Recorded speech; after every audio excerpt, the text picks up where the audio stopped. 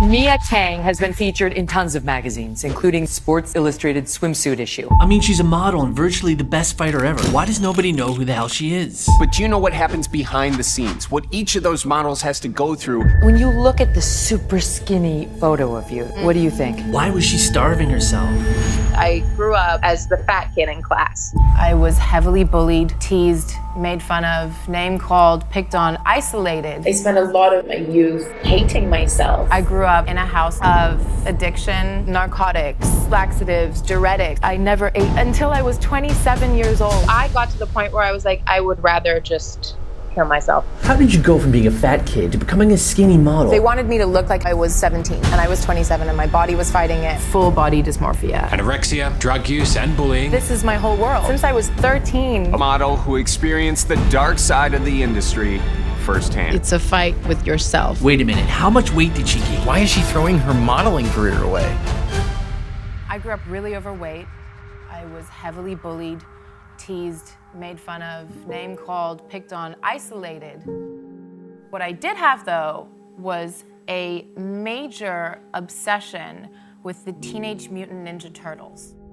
That was my whole thing. I had the backpack and the t-shirt. I would wake up early in the morning and before everyone else was awake, and I would sneak in an episode so I wouldn't get told off. And I had 4 pet turtles. You can guess what their names were. I loved these guys. They were my everything. I used to run home from school every day, and I was overweight. I didn't run anywhere. But I used to run home from school just to be with them, talk to them. I would imagine that they'd transform into the real Ninja Turtles and we'd save the day, and they were always kept on a little plastic tank on a wooden stool in my kitchen. And one day, rough day at school, from being teased and picked on, and I came home, I was so excited to see these little guys, and I walked into my kitchen and the tank wasn't there, and my heart sank. And I walked outside of the kitchen and I was trying to figure out what was going on. I saw my mom on the balcony. My heart sank. And I went outside and I went to my mom and I saw her throwing my turtles off the balcony. And in her non-sober, inebriated state, she said to me that she was setting them free. And it was that moment that my heart shattered into 1,000,000 pieces and burst into flames. I was finished. They were my best friends, my everything. I didn't really have parents. They weren't there very much, and I didn't have friends at school. I was alone. I grew up with a very attractive Korean mother who was slim and gorgeous and, perfect. And I grew up as the fat kid in class. And I was teased and I was picked on. And when I was 13, I was like, okay, I'm going to do something about this. I don't know what to do. So, I'm just going to stop eating. Desperate to lose weight, Mia began starving herself. That's where I developed anorexia when I was 13, and I lost about 1/3 of my body weight very quickly. The second that I dropped all this weight, I got scouted as a model. I saw how my life changed so drastically when all that really changed was a number on a scale.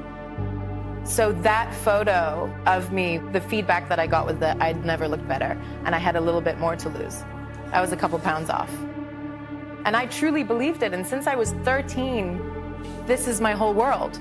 I was so delusional about what was normal. I never ate meals. Until I was 27 years old, I never ate meals. It was anything that would help me remain as thin as possible. So black coffee, narcotics, laxatives, diuretics, anything and everything that could help me. I spent every day of my life, from whether I was a size 14 to a size 0, every single day, waking up, looking in the mirror, and hating what I saw. I was in Milan. I was in my agency. A booker said, Mia, come over here, please. They pulled up a photo of me in a bikini. They zoomed in to my thighs. They then got all the other bookers at the table to say, look, look, this needs to change, right? This is not good. This is a problem. It's really scarred me. I really believed that they were just hideous. My thighs were enormous. I booked this major campaign and I was asked to go for liquids only before the shoot, so that was about 10 days. They wanted me to look like how I was when I was 17, and I was 27, and my body was fighting it, my brain was fighting it. This fear of gaining weight, but if I gain weight, how could I live with myself? So I have to keep starving. It completely consumes you. I got to the point where I was like, if I have to keep doing this, if I have to keep feeling guilt and self-loathing after every single time I put food to my mouth, I would rather just kill myself. I broke down. I was a complete mess, and I'm never like that. I'm a pretty tough cookie. But I think my body and my mind, after 17 years of this industry, had just had enough. I did the 10 days, I did the campaign, and then I asked for a vacation. I went to my place in Thailand, and a 10-day vacation turned to actually almost 9 months. I stumbled across this Muay Thai gym. I drove past it a couple times before I built up the courage to go in, but I was like, what do you have to lose? I was driving past in my car, pulled over, asked if I could try. They were super welcoming and never ever made me feel inadequate or not capable. Listen, in Thailand, they don't care if I'm a model. Fighting to them, it's their national sport. They do it 6 days a week, so I'm just another challenger. I moved into the gym. I lived, breathed, slept, everything Muay Thai, and ended up becoming a professional fighter. It's just you, and Yeah. there's no one else. And I remember that moment where my trainer, he took my Mongkong off and he put my mouth guard in and he turned me around and sent me into the ring, and I felt like abandonment. And I realized you can't rely on anyone. You can't rely on your trainers, your cornermen, no one. It's you. You're the only one that's in that ring.